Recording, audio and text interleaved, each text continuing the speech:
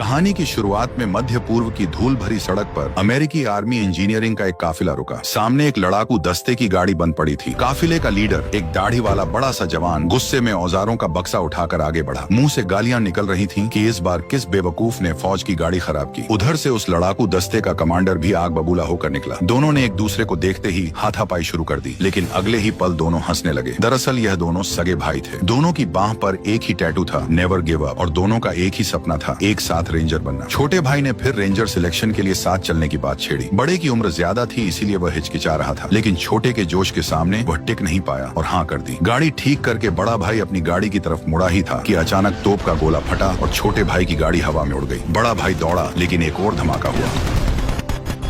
कुछ देर बाद वो खून से लथपथ किसी चमत्कार से उठा, लेकिन उसके घुटने में छर्रा घुसा था।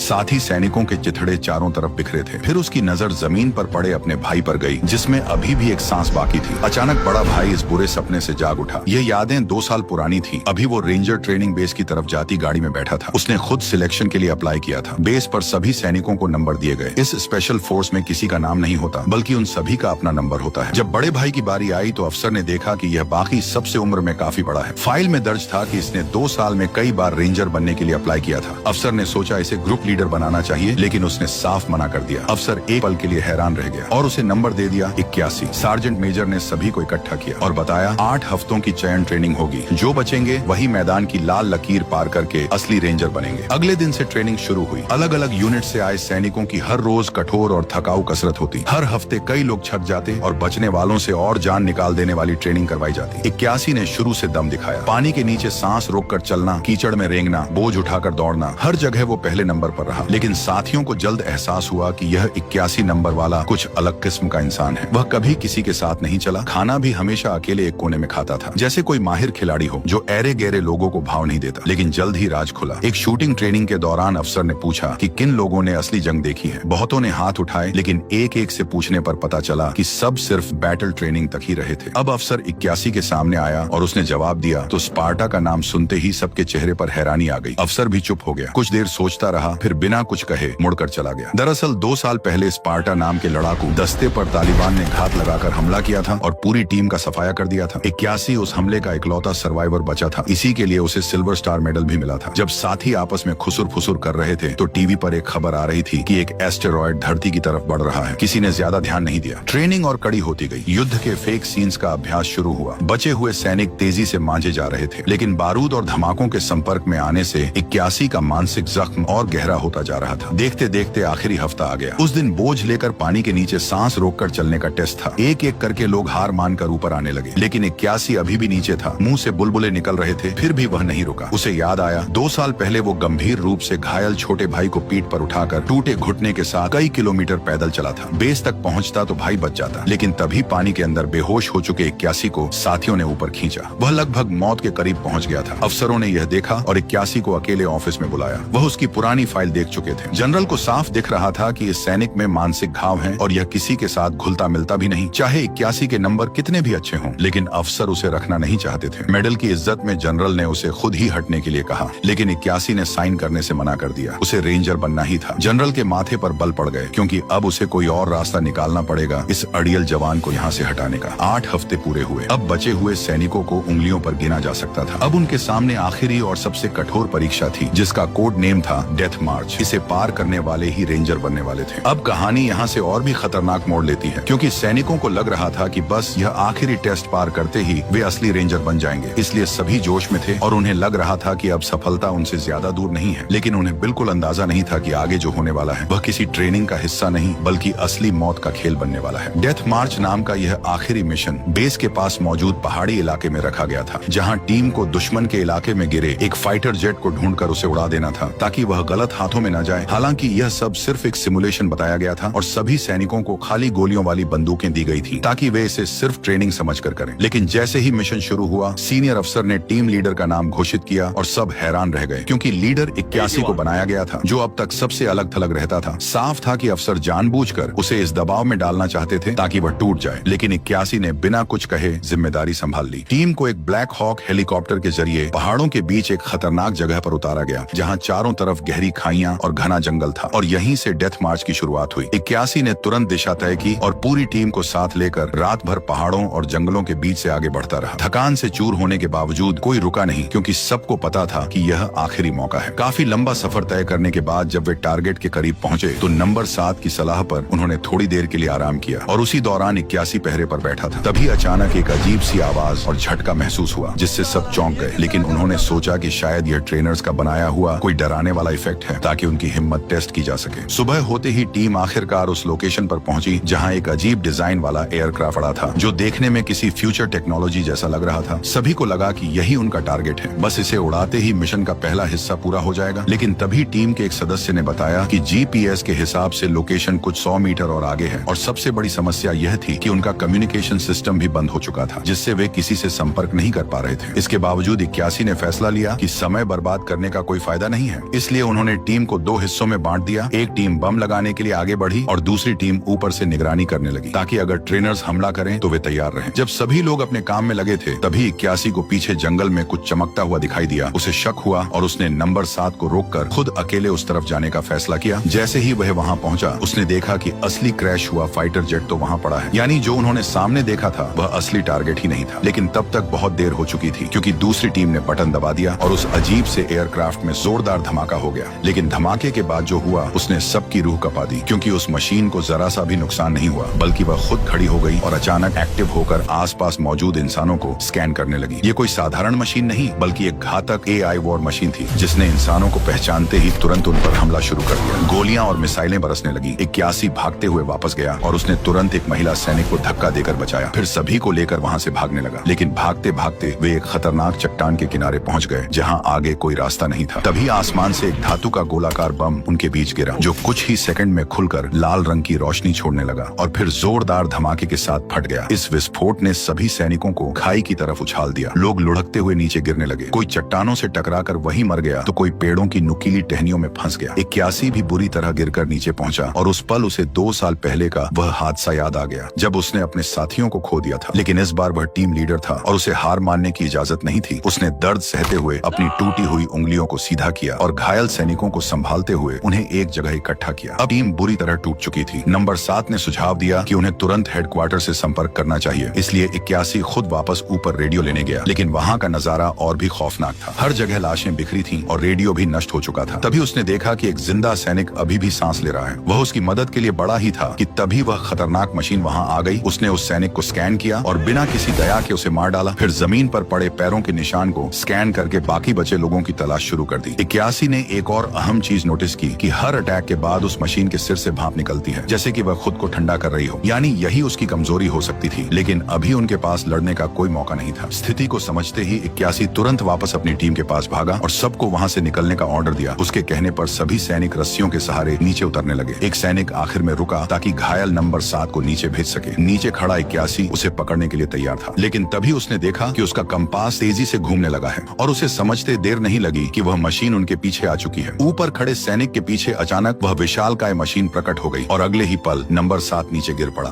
दर्द से उसके छींके निकल गई। सभी सैनिक तुरंत चट्टान की आड़ में छिप गए। मशीन धीरे धीरे चट्टान के किनारे पहुंची और एक बार फिर उसने अपने शिकार को ढूंढने के लिए स्कैनिंग वेव निकालनी शुरू की, जो धीरे धीरे पूरे एरिया को स्कैन कर रही थी। वह सभी अच्छे से छुपे हुए थे, लेकिन जैसे ही स्कैनिंग वेब नंबर 7 के घायल पैर पर पड़ी, मशीन को तुरंत पता चल गया। खतरे को भांपते ही 81 ने तुरंत सभी को भागने का ऑर्डर दिया। अगले ही पल उस मशीन ने बिना कोई समय गंवाए गोलाबारी शुरू कर दी और लगातार मिसाइलें दागकर पूरी टीम को खत्म करने की कोशिश करने लगी। हालात इतने भयानक हो गए कि सैनिक अपनी जान बचाने के लिए इधर उधर भागने लगे। जैसे तैसे वे उस जगह से निकलकर भागे और काफी दूर एक पहाड़ी के ऊपर पहुंचकर हांफते हुए रुक गए। अब सभी के दिमाग में एक ही सवाल घूम रहा था कि आखिर यह चीज क्या है। कुछ लोग अंदाजा लगाने लगे कि शायद यह किसी बड़े देश की सीक्रेट टेक्नोलॉजी हो सकती है, लेकिन किसी को असली सच्चाई का अंदाजा नहीं था। इसी बीच 81 ने फैसला लिया कि वे 8 किलोमीटर दूर मौजूद सबसे नजदीकी कैंप तक जाएंगे, जहां उन्हें मदद और मेडिकल सपोर्ट मिल सकता है। सभी ने मिलकर घायल 7 नंबर को उठाया और आगे बढ़ने लगे। लेकिन रास्ते में एक तेज बहती नदी आकर खड़ी हो गई, जिसने उनकी मुश्किलें और बढ़ा दी। नदी का बहाव इतना तेज था कि सीधे पार करना नामुमकिन लग रहा था। इसलिए 81 ने अपनी इंजीनियरिंग स्किल का इस्तेमाल करते हुए रस्सी के जरिए एक स्लाइडिंग सिस्टम बनाने का प्लान किया। उसने सभी को समझाया कि कैसे रस्सी बांधकर एक अस्थायी रास्ता बनाया जा सकता है। खुद 81 ने सबसे जोखिम भरा काम अपने ऊपर लिया और रस्सी लेकर ठंडे पानी में कूद गया ताकि दूसरी तरफ जाकर उसे बांध सके। वह पूरी ताकत से तैरने लगा लगा, लेकिन तेज बहाव उसे बार बार पीछे धकेल रहा था। काफी संघर्ष के बाद जब वह नदी के बीच पहुंचा ही था, तभी अचानक वह तेज लहरों से पानी में गायब हो गया। किनारे खड़े सैनिकों को लगा कि उनका लीडर अब नहीं बचा, लेकिन तभी कुछ पल बाद दूसरी तरफ एक हाथ चट्टान को पकड़ते हुए दिखाई दिया। 81 किसी तरह जिंदा बचकर पार पहुंच चुका था। यह देखकर बाकी सैनिकों में उम्मीद जाग गई और उन्होंने जल्दी जल्दी रस्सी का सिस्टम तैयार किया। एक एक करके सभी नदी पार करने लगे। नंबर 7 को स्ट्रेचर पर लिटाकर नंबर 15 उसे खींचते हुए ले जा रहा था, लेकिन बीच रास्ते में रस्सी के गांठ में स्ट्रेचर अटक गया और वह आगे नहीं बढ़ पाया। मजबूर होकर नंबर 15 को वापस जाना पड़ा, लेकिन जैसे ही वह रस्सी ठीक करने लगा, स्ट्रेचर का एक सिरा टूट गया। नंबर 7 लगभग नदी में गिरने वाला था। यह देखकर 81 खुद भी रस्सी पर चढ़ गया और उसकी मदद करने लगा। इसी दौरान सभी का ध्यान नदी के बीच फंसे साथियों पर था, लेकिन किसी ने यह नहीं देखा कि किनारे पर रखा कंपास अचानक तेजी से घूमने लगा था। यह साफ संकेत था कि वह मशीन फिर से उनके करीब आ चुकी है। अगले ही पल आसमान में अजीब सी आवाज गूंजी और वह खतरनाक मशीन वहां पहुंच गई। उसने फिर से स्कैनिंग शुरू की और लाल रोशनी के साथ सबको निशाना बना लिया। अचानक हुए हमले से सभी सैनिक नदी में गिर गए और तेज बहाव के साथ बहने लगे। 81 के पैर में अभी भी रस्सी फंसी हुई थी, जिससे वह बाहर नहीं निकल पा रहा था और मशीन तेजी से उसकी तरफ बढ़ रही थी। जैसे ही उसका विशाल पैर उसे कुचलने वाला था, आखिरी पल में 81 ने अपनी रस्सी काट दी और मौत से बाल बाल बच गया। लेकिन मशीन ने उसे देख लिया था और लगातार उस पर हमला कर रही थी। अपनी जान बचाने के लिए 81 ने सांस रोककर नदी के अंदर गोता लगाया और बहते हुए खुद को उससे दूर ले जाने लगा। बड़ी मुश्किल से वह उस खतरे से बाहर निकला, लेकिन खतरा अभी खत्म नहीं हुआ था। नदी के बहाव में बहते हुए वह आगे बढ़ा और अचानक एक झरने से नीचे गिर गया। नीचे मौजूद उसके साथियों ने किसी तरह उसे बाहर निकाला और कुछ ही लोग जिंदा बच पाए। काफी देर तक चलते रहने के बाद 81 की नजर पेड़ों के बीच बंधी एक ट्रिप वायर पर पड़ी, जो दरअसल एक सिग्नल ट्रैप था। इससे उन्हें अंदाजा हुआ कि बेस अब ज्यादा दूर नहीं है। लेकिन जब वे वहां पहुंचे तो उनका दिल दहल गया, क्योंकि पूरा बेस तबाह हो चुका था और वहां मौजूद सभी लोग जिंदा जलकर राख बन चुके थे। ये देखकर 81 को समझ आया कि वह मशीन उनसे पहले यहाँ पहुंच चुकी थी। उसने जल्दी ही स्थिति का एनालिसिस किया और समझ गया कि यह कोई इंसानी तकनीक नहीं, बल्कि बाहर से आई हुई चीज है। साथियों को भी याद आया कि कुछ दिन पहले एक उल्का पिंड के पृथ्वी पर गिरने की खबर आई थी। अब सब कुछ साफ था कि यह कोई विदेशी मशीन नहीं, बल्कि एलियन टेक्नोलॉजी है जो इंसानों का शिकार कर रही है। इसी बीच मलबे के नीचे से आवाज आई। जब उन्होंने हटाकर देखा तो उनका ट्रेनर बुरी तरह जला हुआ जिंदा मिला, लेकिन कुछ ही सेकंड बाद उसने दम तोड़ दिया। यह दृश्य देखकर सभी सैनिक टूट गए, लेकिन 81 ने खुद को संभाला और सभी को तुरंत वहां से निकलने का आदेश दिया। तभी नंबर 15 का सब्र टूट गया और उसने गुस्से में कहा कि वे मशीन नहीं है जो बिना भावना के आगे बढ़ जाए। तभी 81 ने भी अपने दिल का दर्द जाहिर किया और बताया कि वह अपने भाई को बचा नहीं पाया था, और सिर्फ इसलिए क्योंकि वह कैंप से बस 100 मीटर दूर बेहोश हो गया था, जिसके लिए वो अब खुद को दोष देता था, और वही चीज वह उन सब के साथ होते नहीं देख सकता था। इस पल के बाद टीम के बीच की दूरी खत्म हो गई और सभी एक दूसरे को समझने लगे। सबने मिलकर एक खराब पड़े आर्मर्ड व्हीकल को ठीक किया और उसे चलने लायक बनाया। अब वे वहां से निकलने के लिए तैयार थे, लेकिन जैसे ही वे गाड़ी में बैठने वाले थे, अचानक आसमान में एक सिग्नल फ्लेयर चली। मतलब उस मशीन ने ट्रिप वायर एक्टिवेट कर दी थी। ये संकेत था कि दुश्मन उनसे ज्यादा दूर नहीं है और वह खतरनाक मशीन एक बार फिर उनकी तरफ बढ़ रही है। सभी सैनिक घबराकर तेजी से अपना सामान समेटने लगे और तुरंत आर्मर्ड गाड़ी में बैठकर वहां से निकलने की तैयारी करने लगे। लेकिन तभी नंबर 15 की नजर पड़ी कि गाड़ी में गोलियां ही नहीं है और बिना हथियार के भागना मतलब सीधी मौत को बुलाना था। वह बिना एक पल सोचे वापस मलबे की तरफ भागा ताकि वहां से गोला बारूद उठा सके, लेकिन उसे यह अंदाजा नहीं था कि मौत उससे भी तेज दौड़ रही है। जैसे ही वह वापस मुड़ा, सामने वही खतरनाक मशीन पहुंच चुकी थी। वह घबराकर भागने लगा, लेकिन अब बहुत देर हो चुकी थी। लाल स्कैनिंग लाइट उस पर पड़ी और अगले ही पल एक जोरदार हमला हुआ जिसने उसके शरीर को आर पार चीर दिया, लेकिन वह गोलियां गाड़ी तक पहुंचा चुका था। यह दृश्य देखकर गाड़ी चला रही महिला सैनिक बुरी तरह डर गई और उसने तुरंत एक्सेलरेटर दबाकर गाड़ी भगा दी। पीछे बैठे सैनिकों ने मशीन पर गोलियां बरसानी शुरू कर दी, लेकिन उनकी सारी कोशिश बेकार जा रही थी, क्योंकि उन गोलियों का उस पर कोई असर ही नहीं हो रहा था। कुछ ही पलों में उस मशीन ने जवाबी हमला किया और उसके गोले गाड़ी के मजबूत आर्मर को भी चीरने लगे। तभी अचानक वह मशीन रुक गई, लेकिन यह राहत ज्यादा देर नहीं टिक पाई, क्योंकि अगले ही पल उसने अपने पीछे लगे लॉन्चर खोल दिए और सैकड़ों बम के गोले सड़क पर बरसाने शुरू कर दिए। सड़क पर धमाकों की बारिश होने लगी, लेकिन फिर भी वह आर्मर्ड गाड़ी किसी तरह आगे बढ़ती रही और आखिरकार एक ढलान पर पहुंचकर तेजी से नीचे फिसलने लगी। इस अचानक मिली स्पीड से उनकी मशीन से थोड़ी दूरी बन गई और सभी को लगा कि अब शायद वे बच गए हैं,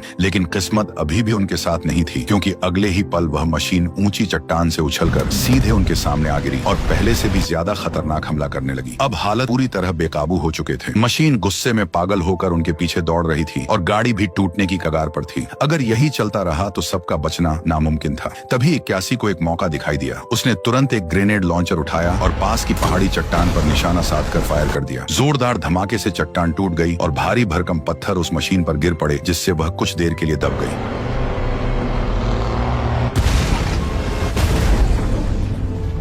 धूल शांत होने के बाद 81 किसी तरह जिंदा बचा हुआ था, लेकिन बाकी सभी साथी अब इस दुनिया में नहीं थे। उसने पत्थरों को हटाकर देखा तो पता चला कि मशीन पूरी तरह नष्ट नहीं हुई थी, बल्कि उसका सिर्फ एक हिस्सा दबा था, जबकि उसका असली शरीर थोड़ी दूर खड़ा होकर आसमान की तरफ एक अजीब सी रोशनी भेज रहा था, जैसे किसी को संकेत दे रहा हो। इसी बीच 81 की नजर नंबर 7 पर पड़ी, जो अभी भी जिंदा था और अब वही उसका आखिरी साथी था। उसने उसे छोड़ने के बजाय अपने साथ ले जाने का फैसला किया और बारिश भरी रात में आगे बढ़ने लगा, ठीक वैसे ही जैसे वह कभी अपने भाई को बचाने की कोशिश कर रहा था। लेकिन लगातार लड़ाई और भाग दौड़ ने उसकी सारी ताकत खत्म कर दी थी और आखिरकार वह थककर जमीन पर गिर पड़ा। तभी आसमान में एक नीली रोशनी चमकी और उसे समझ आ गया कि वह मशीन फिर से जिंदा लोगों की तलाश में स्कैन कर रही है। अब 81 को समझना था कि आखिर इस चीज को खत्म कैसे किया जाए। तभी उसकी नजर दूर एक माइनिंग एरिया की क्रेन पर पड़ी, जहां भारी मशीनें और उपकरण मौजूद थे। मशीन के सिर से निकलती भाप को देखकर उसके दिमाग में एक खतरनाक प्लान आया। उसने नंबर 7 को एक सुरक्षित जगह छुपाया और खुद अकेला उस खदान की तरफ चला गया।